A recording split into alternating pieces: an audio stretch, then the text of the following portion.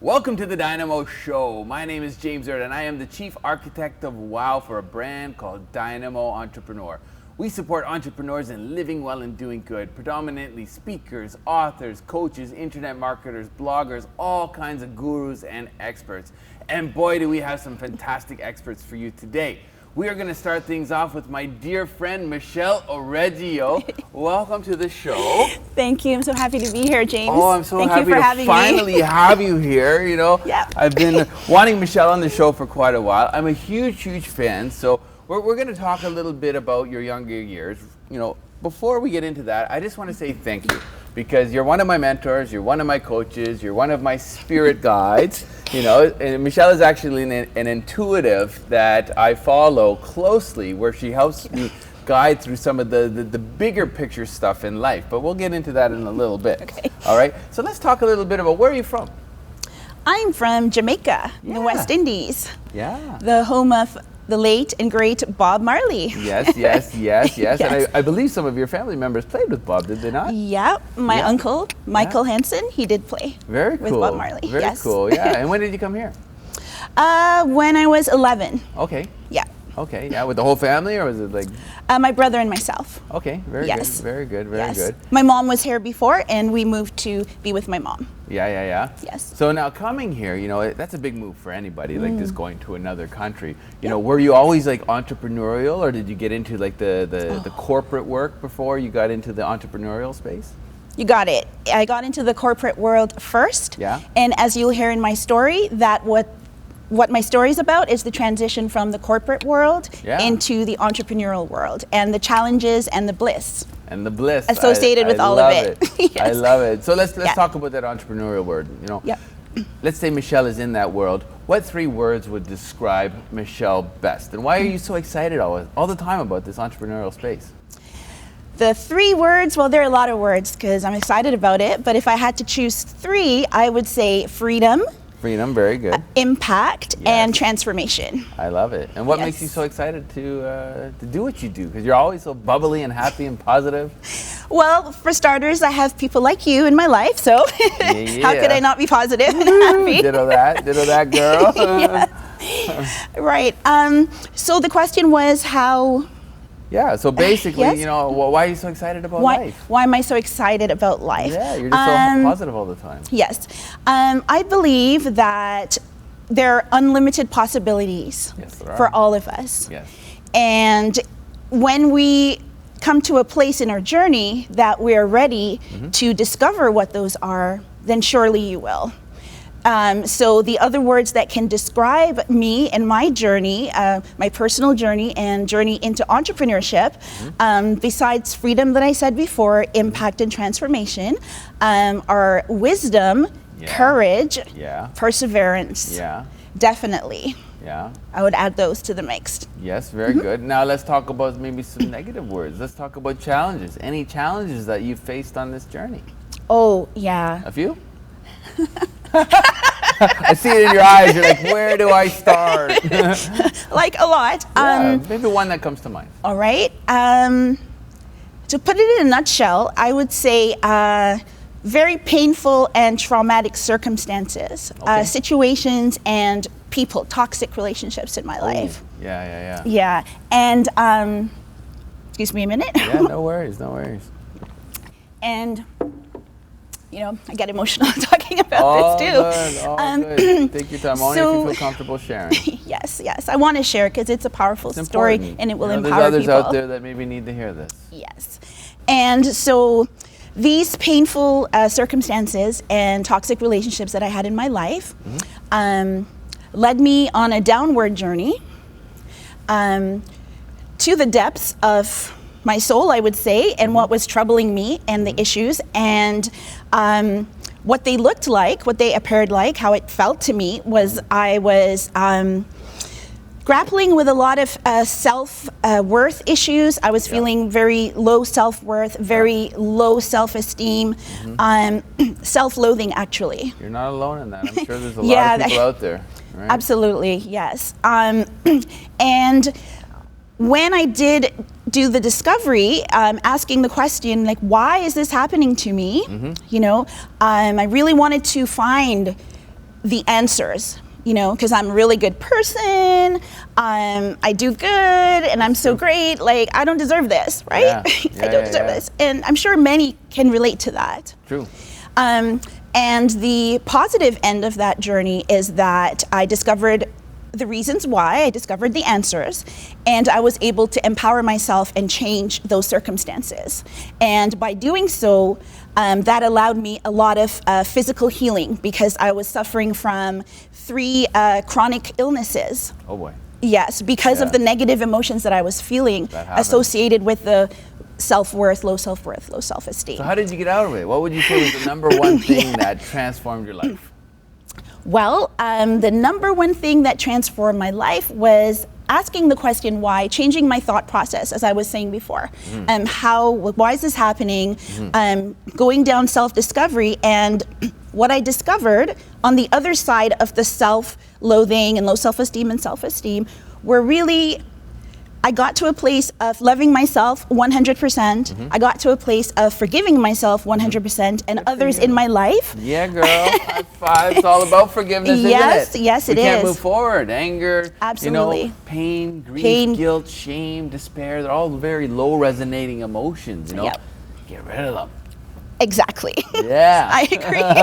You did it. Yes, I did it. Good for you. And then what that looked like for me is my life transformed, not only the people, the circumstances, like being here with you, James. Yes. Was a long journey to reach you made to have people in my life like you. Ditto that. And also my clients. Back at you. Yes, thank you.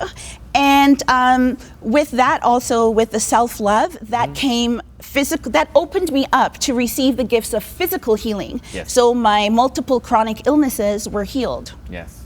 As I became more positive and I said no to the negative, because there's a lot of research that shows that negative thoughts, negative emotions do impact us. They manifest dis-ease in our body. That's right, I like that. And dis-ease. when you're loving and coming from a place of love, your body is at ease.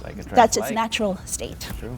Yes. Let's talk why CEO. Yes, wise. Okay. Yes. So why CEO? Now you're an entrepreneur. Yes. You're serving entrepreneurs. You're serving CEOs. You're serving business people such as myself. I happen to be one of Michelle's clients, and very, very, very happy. So we can talk about that a little bit later. But let's talk about why CEO. Yes, let's talk about wisdom. Yeah. Because there is a lot of knowledge out there. Yep. Like tons. We're inundated with a lot of knowledge everywhere. Yep. But it takes wisdom to discern what is meaningful for you. Right? How do you sort through that? Yep. So how my personal story relates to my Why CEO business and what I'm doing is that because of the illnesses that I had to find a solution. And I needed it real fast. Yes, a solution. She always does that. Solution. Yes, a solution. So I needed to find a way. I need to be wise, and it needed to be done fast because I needed to continue working despite my illnesses. a lot of responsibilities and so forth, and I had to find a way. So I said, you know what? I got to work from home. I got to find a solution. So I decided to work from home, and out of necessity, I realized, hey, I need to leverage my time. I cannot be doing all this stuff that it takes to run an entrepreneurial business, wearing a million hats, right? As you know, as many entrepreneurs know. How can I leverage my time? How can I feel better? How can I give myself the time, space, and freedom to empower myself? You know, how can I get stuff done in the most productive way and still take care of myself? And now you're sharing it with others. Exactly. Now, if you were to share with our audience, you know, how can they actually get a hold of you on a final note? How they can finally get a hold of me is to go to www.theyceo.com. And you can read all about the YCEO legacy, where you empower your life and yourself. By delegating, getting rid of the stuff that you don't love and that you don't do best, so that you can make a bigger difference, make more money, and have more freedom. And more impact. And more impact in the world. I love it. Delegate, systematize. Thank you so much for coming on the show today, Michele. I'm very, very grateful. And I will see you in the classroom, because I am one of her students. And check it out, the YCEO. Michele O'Reggio, thank you so, so much. We're going to take a short commercial break, and we will be right back.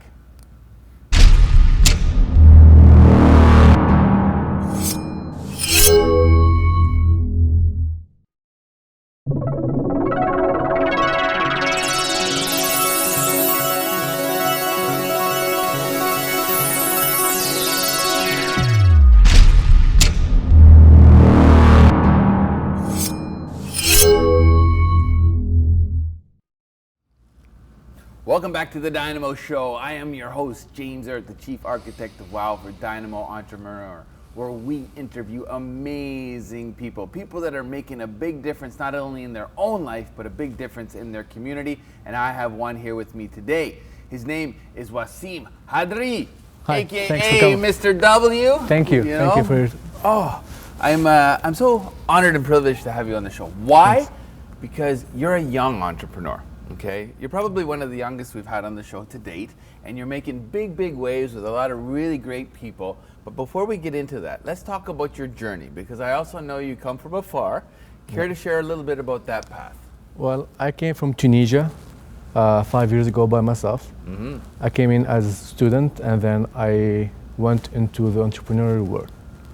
It's where I know things can be happening, good things. I can have great impact on the community and the people I'm around with. Now, any challenges coming from afar? I mean, coming by yourself, it must be so scary, you know. And I know coming right into the entrepreneurial sector is even scarier. So you got two things to be, you know, somewhat fearful of, but you seem to be doing really well. Well, first is the culture. Yes. It's not the same.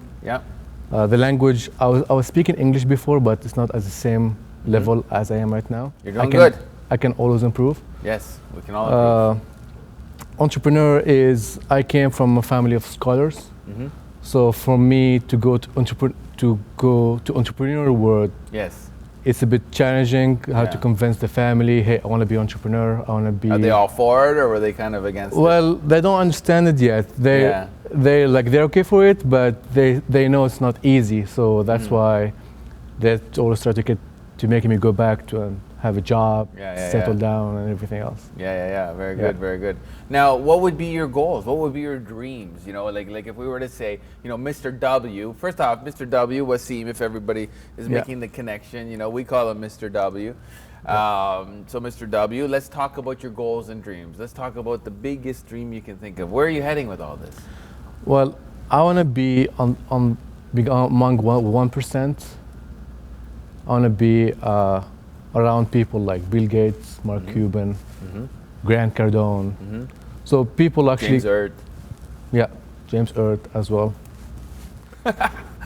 People that have something to do good. And improve the life of the people around them. My goal is to be one of the best closer, and I say closer in the world. I love it. Closer. Because you can closer or opener. You can't close if you can't open. Word. Well said. Yeah. So with that, I can actually help close the world and doing good instead of being more positive instead of being negative. So why the entrepreneurial lifestyle? I mean, coming to Canada from another country, it would be so easy to get a job, and just over broke, we call it in the entrepreneurial space. You know, why choosing this style of life, knowing the challenges? Well, because first of all, thanks for asking that. There is no guarantee, even if you have a job, there is no guarantee that you're going to have that job forever. So true. And being an entrepreneur means that you are responsible for your own future. You get what you work for instead of waiting for someone to give you a paycheck. It's true. Go out and earn your own paycheck. Yeah. Yeah, earn your own stripes, your own paycheck. Yeah. And be control of your destiny. Sleep in if you want to. Or not. When do you get up? At 6. 5, 6? Yeah. Yeah, good. So many young people your age, they sleeping in, you know? It's just like 5 a.m. club, baby. You know, that's when it gets going. Like, if you study all the successful people, they all wake up early. All early risers. Early bird catches the worm. There's a reason why there's a cliche saying there, you know? Yeah. So what is the Mr. W doing now? Like, what is the main, you know, thing that you're working on right now? Well, right now I'm working with Grant Cardone. Amazing. I'm sure you're familiar with the name. Yes, I am. He owns 5 bestseller books. Yes, I actually have a new book coming up called 10X. Sell or Be Sold. He has a new book coming up called Obsessed. Be Obsessed or Be Average. Should be released in October. Are you obsessed? So, yeah. Being obsessed is... That's an understatement. I know you. Being obsessed is something that makes a difference between you successful or not successful. So who would you say are your favorite entrepreneurs? Well, outside of the ones you've already said. Okay, those are easy ones. Let's talk about some other entrepreneurs. There's a lot of entrepreneurs. I know Gary V. Gary Vaynerchuk. Yeah, Gary V. Yeah, one of my favorites. Mark Cuban, as you know. Yeah. There is also Robin Sharma. I love Robin Sharma. Yeah, there are different words. Yeah. There are different people that do good things, and right now I'm just looking for the people that make sense. Positive impact. For who I am and what I want to be. Right on. Yeah. Now, giving back, I know it's close and dear to your heart. Yeah. You know, are there any charities or philanthropic initiatives that are really close and dear to your heart? Well, I'm involved with different nonprofit organizations. First one is ISEC. Okay. International Association for Young Entrepreneurs. Yes. Is 127 countries around the world. Oh, wow.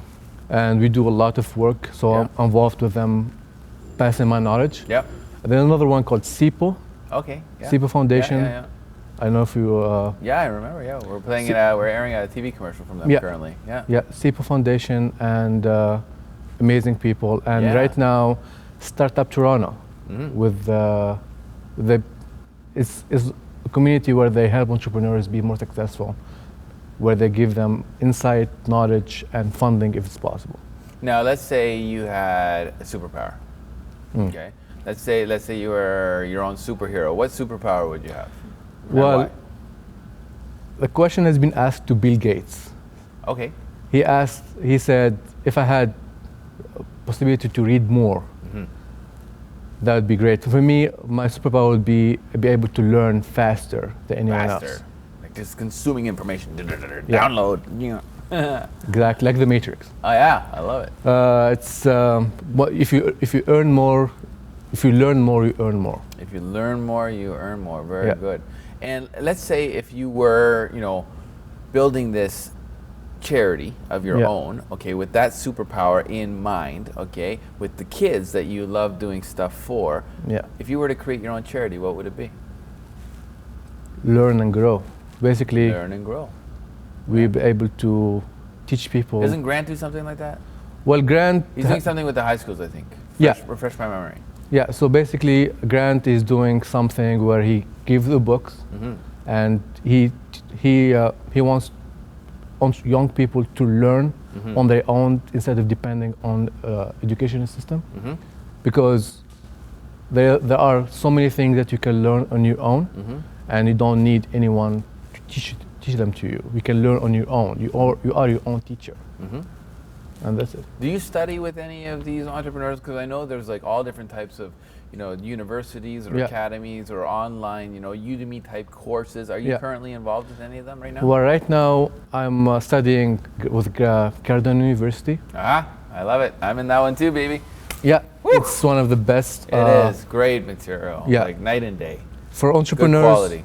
For entrepreneurs, for people who wants to be in charge of their earning potential, they should go to Cardone University because they give them skills that help me learn how to close, learn how to prospect, how to prospect, building lists. Yes. Money's in the list. Absolutely. I love his style of, how open he is about how important money is. Yeah. A lot of people say, well, the money's not important, but it is.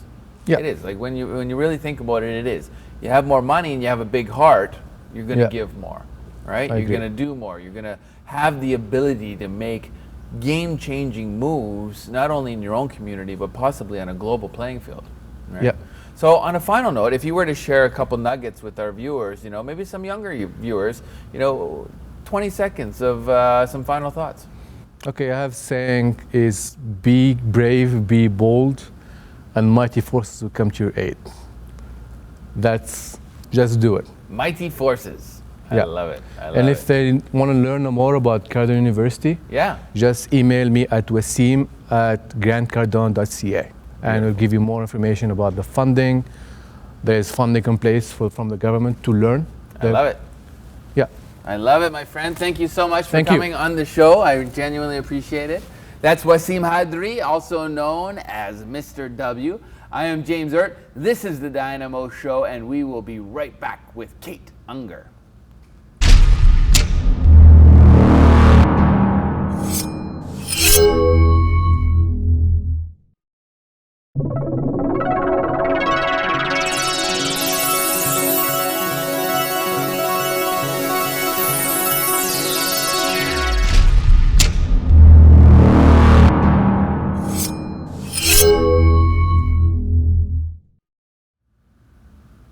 Welcome back to the Dynamo Show. I am your host, James Erdt, the Chief Architect of WOW for Dynamo Entrepreneur, where we support entrepreneurs in living well and doing good, predominantly speakers, authors, coaches, internet marketers, bloggers, all those people that are putting the oxygen mask not only on themselves, but also on their community. And we have one of them here with us today. Her name is Kate Unger. She's a dear friend. I am so happy to have you on the show, Kate. Thank you, James. I've just been watching this epic rise, over the past few years, on a number of different levels. I know you're a musician and entertainer, and I also know you're a very successful entrepreneur. However, before we actually get into that, let's take it back. Let's take it back to your early years. Care to share a little bit about, where you started, where you came from, those younger years? Geez, how far back do you want to go? Let's go way back. Let's go way back. Let's talk your teens, maybe any challenges, mountains you've climbed or oceans you swam. Well, I think we all have for sure. So, and I would say in teens was a big shift for me. I grew up singing. I started when I was really little. You'd see me sitting inches in front of the speaker. Oh, nice. And I'd be wailing with Burl Ives. I don't know if you'd ever heard of him, but never. I gotta be honest with you. I've never heard of her. I guess I'm older than you are. So you'd find me in front of the speaker singing my heart out to Burl Ives. And then as I started to grow up, I would sing everywhere. Okay. Right? And it became an annoyance. So I was told I was too much, I was too loud, stop singing that music, that kind of thing. And I can understand. I can understand that while it was at home. Oh, okay. Right? Yeah. So if you're even mom and dad? And it's funny because my mom asked me the other day, she says, so do you sing a lot around Bruce, your boyfriend? Yeah. I said, yeah, and she goes, does he ever get tired of it? I said, no, he tells me he wants to hear me sing. So oh, that's great. It's good. So he's very supportive. Yeah, he's really great. Very good, very good. So when I was 16, 17 years old, in the middle of a recital, I lost my voice. Oh boy. Oh boy. And humiliated and crushed. At that age, too. I kind of vamoosed out the back door, and I didn't sing really publicly for a long time. When I became an adult, I'd have enough cocktails to have the liquid courage to sing. The karaoke. No, we didn't have karaoke then. Oh, okay, gotcha. Yeah. And so through that experience, when I was introduced to jazz in my late 20s, was when it ignited something in me that I said, if I never get on another stage again in my life, I am going to learn this music. That's brilliant. And so I went on a mission, and it was the first time I had ever gone after making something happen. Oh, you know, so it was knowing what that felt like to actually be fired up about something so much, to actually just, you know, I imagined myself, you know, picking myself up by the scruff of the neck and taking myself to a place where I could actually get up and sing with live musicians. No karaoke. No karaoke. Live musicians. I love it. I love it. Any inspiration? Like, I mean, outside of the other artists that you just mentioned, any inspiration for you, artist-wise? I'd have to say I love a lot of musicians, and Sarah Vaughan was probably an early one. Okay, Sarah Vaughan, yeah. And from a perspective of where I was at in getting over my stage fright, the musicians, the professional musical community in Vancouver surrounded me and embraced me. Okay. And just, you know, just constantly Is that where you're encouraged from? me. I lived there for 11 years. Oh, it's beautiful out there. And so when I was introduced to jazz, I was actually a few months later, I moved from Winnipeg to Vancouver. And originally? Winnipeg. Okay, very good. Okay, very good, Yeah. very good, very good. Prairie girl. Yeah. Yeah, it's So- changed a lot out there. I was just out in Winnipeg. Were you? Yeah. We were hosting Fitness Star Model Search Winnipeg. Oh, Yeah, recently? So we did Winnipeg and we did Brandon. And the drive between Winnipeg and Brandon, my windshield was covered in bugs. Yeah, that doesn't surprise me. Yeah, it was like the whole car was, you know, the white car was black from bugs. Yeah, They're hard to clean it was off, great too. though. The people are so loving. You know, it's a great community. Really embraced what we brought there because they don't have a lot of that, right? So we're actually looking at bringing a teen ranch out that way. So we're going to be doing 2 teen ranches: Halifax, Montreal, Toronto, Winnipeg, Calgary, Vancouver. 1 female, 1 male for at-risk teens. Awesome. And Winnipeg has Yeah, a lot you were of telling me, challenges. yes, a lot. Yeah. A lot, especially the Aboriginal youth. You know, Yes. so, and that's close and dear to my heart. So, yeah. It's time to change what's been going on. It's been going on It's for true. far too long. Way too long. Yeah. And it is changing. It is changing. You know, there's a lot more people that are connected through sources like the internet, social media, shows like this that are popping up, you know, where heart comes first versus head. You know, and people are connecting through the heart, and those like hearts are empowered when they're together in order to do really great things. And I meet so many wonderful, you know, social entrepreneurs on this television show that are doing amazing things. Cool. Now, let's talk a little bit about your why you do what you do. Okay, everybody has something in their heart that really drives them. Is there a calling? Was there an aha moment that said, hey, you know what, this is why I'm going to do what I'm going to do? It's been an interesting journey because I worked in the restaurant business for a long time. Okay. And it was more of a kick from the backside. Okay. Because I loved the restaurant business. I really did enjoy it, but I was beginning to get What was your role? burnt out. I did everything. Everything. I ran end-to-end. restaurants. Yeah. I was a bartender. I was a Yeah. wine steward. I was Yeah. a waiter. It works. And I was moving sort of out of the industry, and I was actually working in the financial district downtown Vancouver at a hotel in the bar. In the bar. Yeah. Yeah. So that was I moved out of fine dining, and I was kind of Yeah. moving out, and I had started as part of my getting over my stage fright. I actually started acting, Yeah. and I fell in love with that. Okay. That was a lot of fun. Did you have some success with that? I did, and then the first day it's I a got tough gig. yeah. It's a tough gig. Lots of auditions. Well, it was actually I really enjoyed it, and I had Vancouver's good some for that, though. great parts. Pardon me. Vancouver's good for that. Yes, it is. Yeah. What Yeah, kind of parts? It was fun. Well, I did a lot of extra work, but I went out. I did some stage work, which I had a lot of fun with. And I was just breaking into the film industry, and I had gone in for an audition, and it was the first time that I was actually recognized. And I went, and it was my last audition. I went, I don't want to be in this industry anymore, and it was the last one. Imagine that. And I really, now looking back, I know why, and it Yeah. was really fear of success. You know what? We just talked about that with our last guest. You know, the fear of success. Some is about the fear of failure, but with the fear of success, you have something to lose, right? So people, you know, they're afraid of getting X, X, and X for the fear of actually losing it.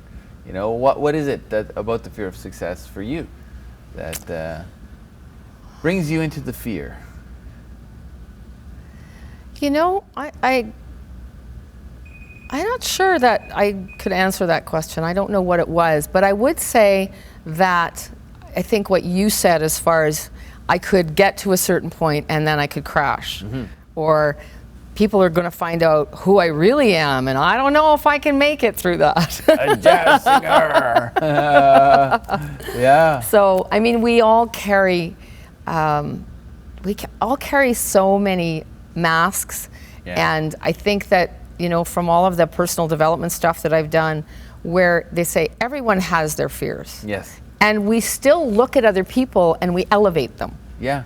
Yeah. And I have to say, the other day when you shared your story with me, it actually really opened my eyes. And I tell part of my story, and I have a much, much bigger story that I haven't been telling. And I'm actually going to sit down and I'm going to start working through that. I love it. Because I think it's very, very hugely valuable. And not only for you, but also the viewers. Well, You know, that's the exactly people who I that was are thinking of. needing to hear that, you know, and everybody out there in some way, shape, or form has demons, skeletons, a story of overcoming significant challenges in their life for whatever reason. You know, some have taken heroic heights, or some have plunged into the depths of despair, or both. You know, I'm on my 9th life. I'm lucky to be here. I live the attitude of gratitude every day, every moment of every day. And the cool part is, no matter what you've done in your past, it's a choice. It's a choice of who do you want to show up with now.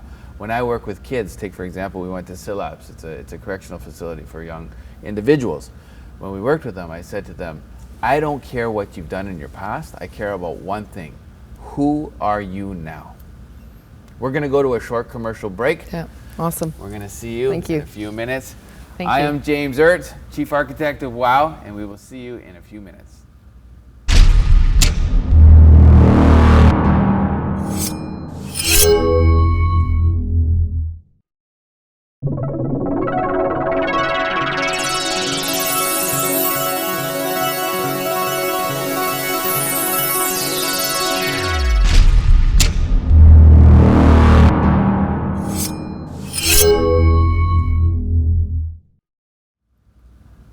Welcome back to the Dynamo Show. I'm James Erdt. I'm sitting here with Kate Unger, and we are about to continue the journey.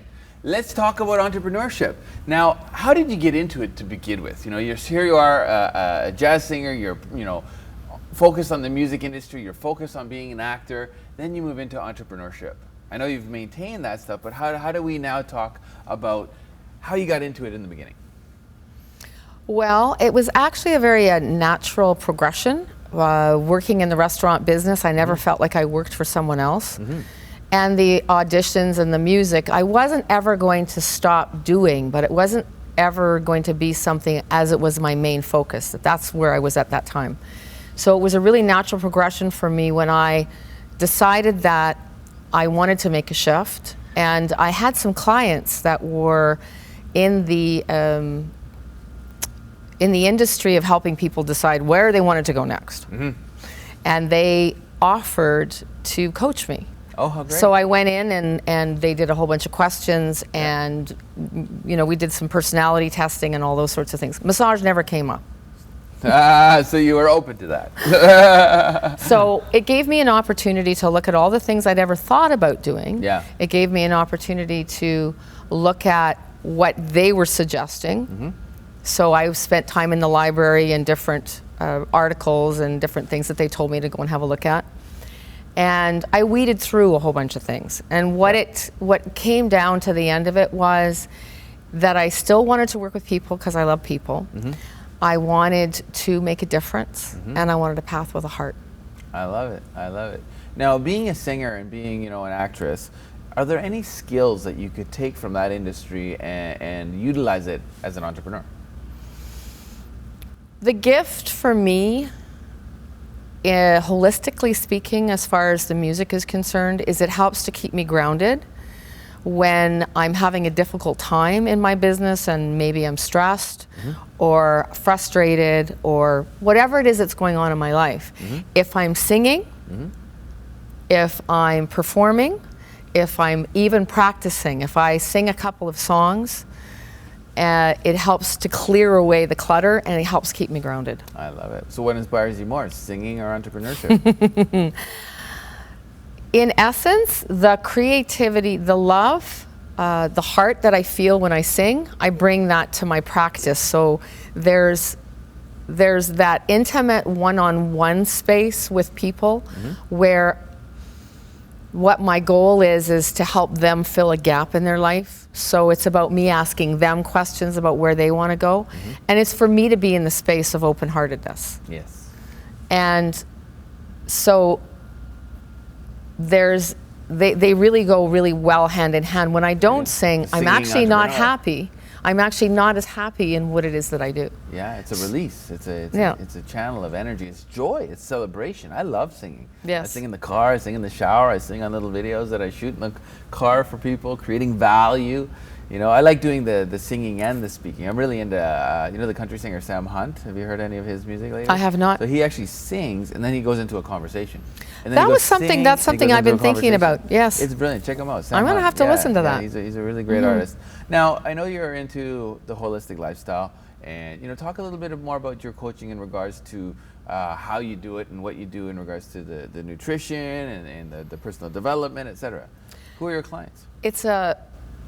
I have actually quite a wide variety of different people that come, and they do come for different reasons. Yeah. Most people actually really enjoy having the conversation. When people generally go for massage or treatment such as that, the people that deliver that sort of thing, there generally isn't a lot of conversation. There isn't, it's a quiet space. And so when there's people that come, it's a healing space.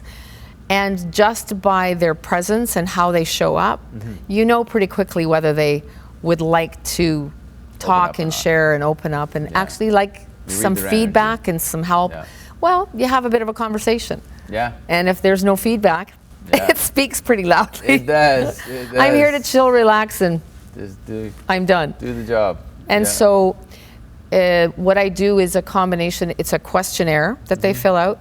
Through the questionnaire and the training that I have in my background, as far as my original form of work was actually shiatsu. Okay. So I studied Chinese medicine and the 5-element theory. And it came very naturally to me, the understanding. I would have the other students would actually come to me and say, can you explain what he just said? So what would you say is the main thing that you actually focus on with your customers?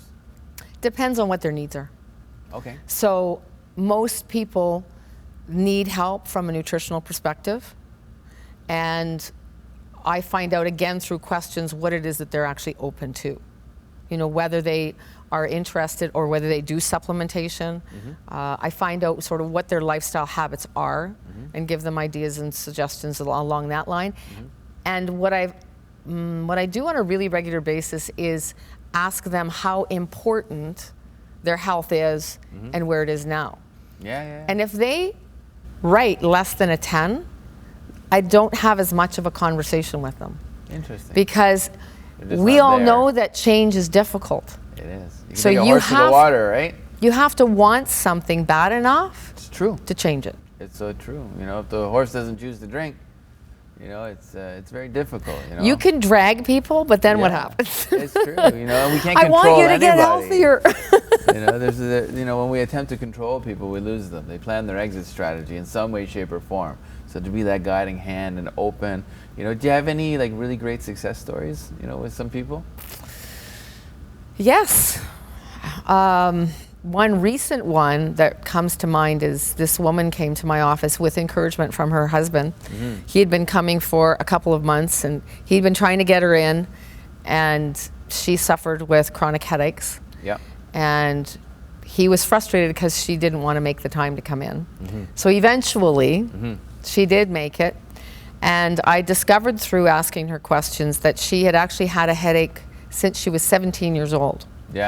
Oh, wow. Yeah. So Long it time. wasn't something that it kind of rode at different levels as Yeah, far yeah, as the yeah, pain of was course. concerned. Yeah. And then through asking her It's a more constant. questions, I asked her what had happened. Okay. And she got thrown into a pool head first. Oh boy. And since then, wow. So I don't recall right now what other types of work that she did, but we worked on opening things up. I did a variety of different modalities when I was working with her, because I work in a combination of different things, depending again what's happened to people Yes. and what I discover in their bodies. Okay. So through that process, from the very first treatment, she was elevated. Yeah. And I have a very strong, clear philosophy in my office. If you come in with an issue and I see you twice and there's no difference whatsoever, I don't see you again. Oh, wow. Oh, wow. No. I'd rather refer people on. I don't want people to spend their money where they're not getting what they need. Now, I know you're also a life balance expert, okay? the juggling act between, you know, work and family. You know, a lot of people that have family or significant others or children, you know, and then they have work going on. If you were to share with our audience a few nuggets about life balance, what would you say? There is no balance. And what I mean by that is if you think about the ocean and the waves on the ocean, is things roll. And if we can get better at going with the flow, with some control and awareness around what it is that's going on in our life, Yeah. then we don't struggle with, well, I'm doing too much of this, and so I have to go over here and I have to go over there. That creates more struggle from my course. experience. It does, So it's true. by recognizing that there'll be weeks when maybe you're doing more of this, and then you have this awareness around, well, I need to spend a little more time paying attention to that. So going more with the flow. So how do they find you? Tell us. You know? well, the best way is actually by telephone. I'm Okay. revamping my website right now. You can go there. There is some good information, but don't mind the construction. It's www.upotentiality.ca, and that's YOU, not U potentiality. And potentiality, do you know what that means? Care to What share? you can imagine can come to be. I love it. I love it. What's the biggest dream you can think of for Kate Unger? It's the first thing that pops in your head. Oh 10 no, seconds. I know what it is. Tell us, It's not tell us. what it's not. It's actually impacting globally people's health and really from an inspirational perspective. I love it. Yeah. Thank you so much, my dear. I love it. I love it. I love it. Thank you. That was Kate Unger. This is the DYNAMO Show, where we interview experts who are doing amazing things around the world. We had 3 fantastic guests today, and we are going to see you on episode number 16.